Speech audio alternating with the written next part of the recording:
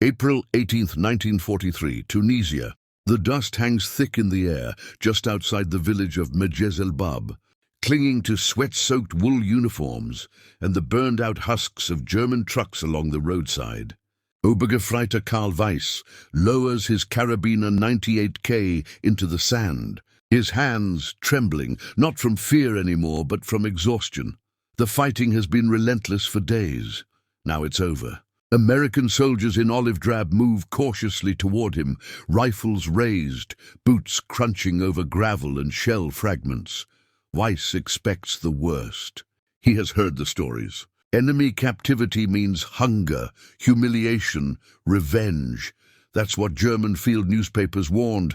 That's what officers repeated whenever morale wavered. He braces himself as a young American private gestures sharply and shouts something he doesn't to fully understand. Weiss raises his hands anyway. The war, at least for him, has just ended. The Americans search him quickly. They take his helmet, his knife, his remaining ammunition. One of them, a corporal with a dusty face and a southern accent, finds a folded photograph in Weiss's breast pocket. A woman, 2 children. The corporal pauses, looks at it, then hands it back without a word. That small gesture unsettles Weiss more than a blow would have. The march to the temporary holding area is slow. Dozens of German prisoners shuffle forward under the North African sun. Some are wounded, others limp. A few stare blankly ahead, still half expecting machine gun fire from behind. Instead, they hear something unfamiliar. Laughter. From the American camp ahead comes the clatter of metal pots and the unmistakable smell of cooked food. Not ersatz bread, not watery turnip soup. Real food. Meat. Weiss swallows hard. He hasn't tasted meat in weeks. They are herded into a wire enclosure, nothing elaborate, just posts and fencing. But there are tents, shade, and most surprising of all, medics. American army doctors move among the prisoners, kneeling beside wounded Germans without hesitation. A man with captain's bars checks bandages, speaks calmly, even gently. Morphine is administered. Boots are cut away from swollen feet. No one is struck. No one is shouted at in anger. Weiss sits on the ground, his back against a crate, watching in disbelief. Then comes the moment that will stay with him for the rest of his life. A mess line forms. American soldiers hand out metal trays. Weiss steps forward cautiously, convinced this is some kind of trick. On the tray lands a portion of stew, thick, brown, with chunks of beef, mashed potatoes, bread that is white, soft and fresh, and then, almost mockingly, a small piece of chocolate wrapped in foil. For a long second, Weiss just stares. Back home in Kassel, his wife has written that meat is rationed so strictly it appears only on holidays, if at all. Bread is stretched with fillers. Butter is nearly non-existent. Letters from fellow soldiers speak of civilians fainting in ration lines, of children growing thin. And here, in enemy hands, he is being served a meal that exceeds anything his family has eaten in months. He takes a bite of the stew. It is hot, properly seasoned, real beef. Around him, other prisoners eat in stunned silence. A few glance up, suspicious, waiting for the catch. None comes. The Americans eat the same food from the same pots. There is no separation, no deliberate deprivation. That night, Weiss lies on a blanket under the stars. For the first time in weeks, his stomach is full. He listens to unfamiliar sounds, American voices, a harmonica somewhere beyond the wire, the hum of generators. This does not feel like captivity as he imagined it. It feels orderly, almost humane. Within days, Weiss and hundreds of others are moved to a larger transit camp. From there, they are transported by ship across the Atlantic. The voyage is long, cramped and uncomfortable, but again, there is food.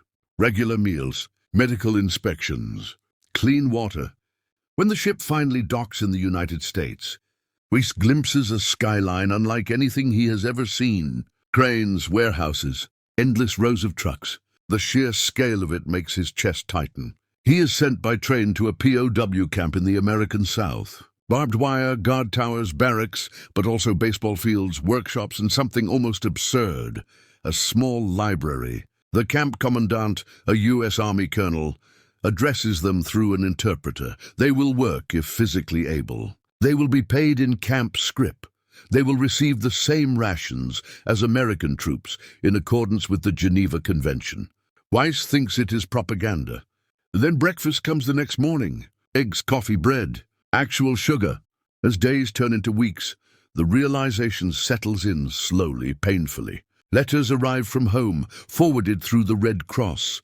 Castle has been bombed. Rations have been cut again. His wife writes carefully, not wanting to worry him, but the truth seeps through the lines. She is hungry. He is not.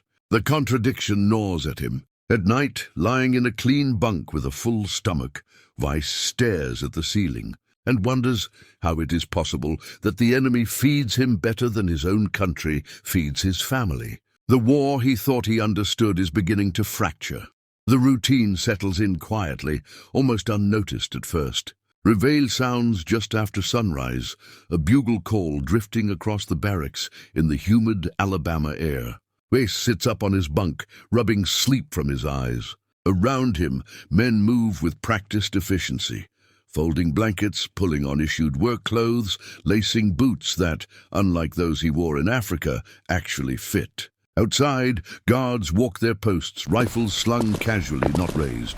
Breakfast is served at the same time every morning. Coffee, real coffee, dark and bitter. Eggs when available, oatmeal when not. Bread without sawdust or fillers. Weiss eats slowly, still half expecting the abundance to disappear. It never does. Medical inspections are weekly. A U.S. Army doctor checks Weiss's lungs, his weight, the lingering cough from months in the desert. He is issued vitamins, soap, a toothbrush. When a toothache flares, he is sent to a camp dentist. Weiss has not seen a dentist since before the war. Work assignments begin soon after. Weiss is sent with a labor detail to a nearby farm to harvest cotton. Armed guards accompany them, but they remain at a distance, chatting among themselves, occasionally lighting cigarettes. The farmer, an older man with sun-leathered skin, watches the prisoners work with curiosity rather than hatred. At midday, he brings out water and lets them rest in the shade. For their labor, Weiss receives camp scrip, small paper notes usable at the camp canteen. Inside, he can buy writing paper, razor blades, extra food, even musical instruments. One man in his barracks purchases a harmonica. Another saves up for a chess set. In the evenings, the camp comes alive in unexpected ways. Soccer matches are organized between barracks. A small theater group stages improvised plays. Someone finds a violin. Laughter echoes across the compound, cautious at first, then more freely. Weiss participates, but something inside him remains tense. Letters from home arrive sporadically. His wife writes of air raid sirens, of nights spent in shelters, of ration cards that now barely provide enough calories to function. She never complains directly. She never asks for help. But Weiss can read between the lines. Their youngest has stopped growing. Coal is scarce. Meat is a memory. One night, sitting at a wooden table under a bare bulb, Weiss shows the letter to his bunkmate, Unteroffizier Franz Müller. "They eat better than we do," Müller says quietly, nodding toward the mess hall, "and our families starve." The words hang in the air. Propaganda classes are offered by camp leaders, German officers still loyal to the Reich. They try to explain it away. The Americans are soft, they say. This kindness is weakness. It will not last. Germany still has secret weapons. The Führer knows what he's doing.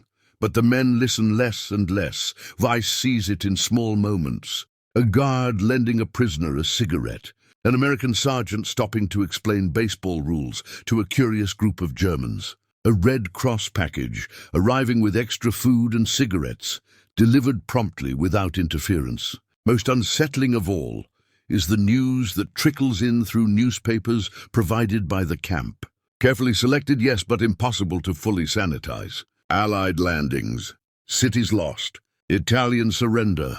Names Weiss recognizes are crossed off maps. One afternoon, Weiss is assigned to kitchen duty inside the camp. He helps unload crates from a truck, rows of canned meat, powdered milk, flour sacks stamped with U.S. Army markings. The volume is staggering. He watches as an American quartermaster casually checks off a clipboard, barely concerned. That night, Weiss does the math in his head. If this much food is being shipped just to feed prisoners, how much more must exist? The realization is slow and heavy. Germany is fighting not just armies, but an entire industrial world. A Lutheran pastor from a nearby town is allowed into the camp on Sundays. He speaks German, having studied theology in Berlin years before the war. His sermons are gentle, apolitical, focused on survival of the soul. After one service, Weiss approaches him quietly. "My family," Weiss says. "Are they safe?" The pastor hesitates. "I cannot say," he answers honestly, "but you are alive and you are healthy. That matters." Weiss nods, though guilt twists in his stomach. He begins sending letters home more often, describing his health, avoiding details of the food. He cannot bring himself to write the truth. It feels like betrayal. Then winter comes. Cold, yes, but manageable. The barracks are heated. Coats are issued. Weiss remembers winters at the front, fingers numb, boots frozen solid. Here there is discomfort, not misery. One evening, a new group of POWs arrives from Europe. Thin, hollow-eyed, their stories are worse than Weiss imagined. Bombed cities, food riots, children sent to the countryside to survive. One of them, a former schoolteacher from Hamburg, stares at his dinner tray in disbelief. "This," he says, voice cracking, "is more than my wife eats in a week." Weiss says nothing. He has no words left. As months pass, the wire fences remain, the guards remain, but the enemy image dissolves. In its place is something far more destabilizing: comparison. The question no one dares ask aloud grows louder in Weiss's mind. If the enemy can afford this, what chance did Germany ever have? The camp radio crackles to life every evening at precisely 1800 hours. Weiss sits on his bunk, boots off, sleeves rolled up, listening as the English words are translated into German by a prisoner assigned to announcements. The tone of the broadcasts has changed. Early on, the news had been vague, cautious. Now it is precise. Cities named, armies counted, losses acknowledged. Normandy, Paris, the Rhine. The names strike Weiss with physical force. In the yard, a small group of prisoners gathers around a chalkboard someone has salvaged from a storage shed. A former cartographer sketches Europe from memory. Borders shift day by day. Red chalk marks retreat. Blue advances relentlessly eastward. Weiss watches silently. The map looks nothing like the one he memorized in training. American guards linger nearby, pretending not to watch. One of them, Sergeant James O'Connor, a New York dock worker before the war, leans against the fence, chewing gum. He has stopped seeing the prisoners as faceless enemies. They talk now. About weather, about families, about work back home. One evening, O'Connor gestures toward the chalkboard. "Looks like it's moving fast," he says, not unkindly. Weiss nods. "Too fast." The food keeps coming. Canned peaches, fresh vegetables. Meat that is no longer a novelty but a constant. Weiss has gained weight. His cheeks have filled out. His uniform, once hanging loose, now fits snugly. The contrast becomes impossible to ignore when new arrivals come in skeletal, eyes sunken, hands trembling as they eat. Medical staff note the difference. Some men show signs of malnutrition that have begun to reverse only after weeks in captivity. American doctors record weights meticulously, comparing intake and recovery. Weiss overhears one doctor speaking quietly to a nurse. "They're in better shape than civilians back there," the doctor says, "and they know it." The knowledge eats at Weiss in ways hunger never did. Letters from home grow shorter, paper is scarce, censorship heavier. His wife mentions neighbors disappearing after air raids.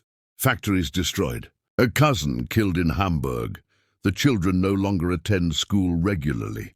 She ends one letter with a simple sentence: "Do not worry about us. Eat well." Weiss folds the paper carefully, hands shaking.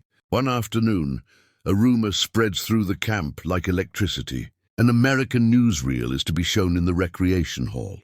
Actual footage. No German editing. No euphemisms. The hall fills quickly.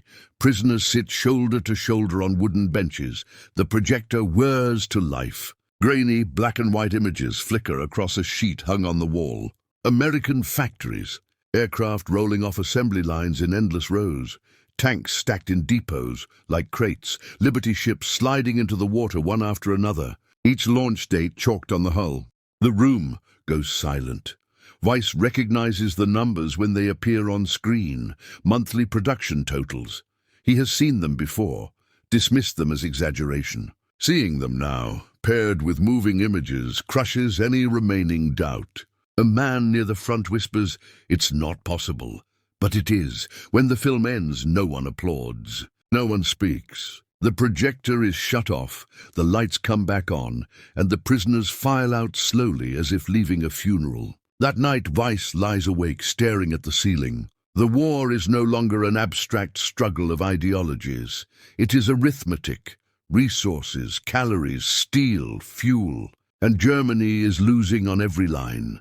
Conversations in the barracks change, the bravado fades, arguments break out between loyalists and realists. A former SS man shouts that defeat is impossible. A mechanic from Cologne laughs bitterly and asks him where the fuel will come from to prove it.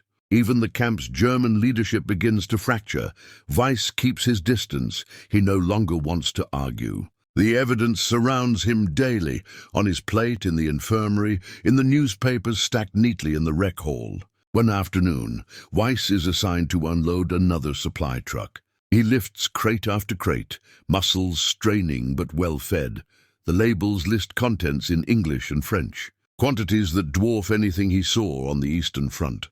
An American private nearby wipes sweat from his brow. "Lot of food," he says casually. Weiss hesitates, then speaks carefully. "My family, they do not have this." The private looks at him, surprised, then frowns. "Yeah," he says slowly, "war's rough." It is not an answer. It does not need to be. As autumn turns to winter again, the guards' radios carry a single word more frequently than any other: surrender. When Germany finally collapses, the announcement comes quietly. No ceremony, no cheers, just a notice read aloud in the yard. The Third Reich has ceased to exist. Some men weep, some stare at the ground. A few seem relieved. Weiss feels only a hollow exhaustion. That evening dinner is served as usual. No change. Same portions. Same routine. Weiss sits at the table, spoon in hand, and realizes something that will haunt him long after he leaves the camp. He survived the war not because of his country, but because of the enemy. The morning after the announcement feels strangely ordinary. Reveille still sounds at sunrise. Breakfast is still served on time. Guards still walk the perimeter, though their posture has changed. Rifles remain slung, but the tension that once lived in every movement has drained away. The war is over, yet the camp still exists. Weiss sits at the mess table, spooning oatmeal into his mouth, trying to understand what peace means when he is still behind wire. Across from him, Franz Müller stares into his coffee. "So, that's it," he mutters. "All of it?" "Gone." Weiss nods. "Gone." No one cheers, no one salutes. There is no victory here, only survival. Within days, the camp's rules begin to shift. German officers no longer give orders. American administrators take full control. Notices are posted in German and English outlining the next phase: reclassification, repatriation planning, continued labor under occupation authority. But most of all, information. Newspapers arrive daily now, uncensored. Weiss reads slowly, absorbing each headline like a physical blow. Berlin in ruins, millions displaced. Entire cities reduced to rubble. Photographs show skeletal civilians standing amid collapsed buildings, faces hollow with hunger. The images look nothing like the America beyond the fence. One afternoon, Weiss is summoned to the camp infirmary, not as a patient but as an interpreter. His English has improved enough to assist a doctor questioning new arrivals from Europe. The men are in terrible condition, malnourished, diseased. Their uniforms hang from their frames like rags. A former Luftwaffe sergeant collapses while standing in line. Weiss helps carry him to a cot. The doctor shakes his head.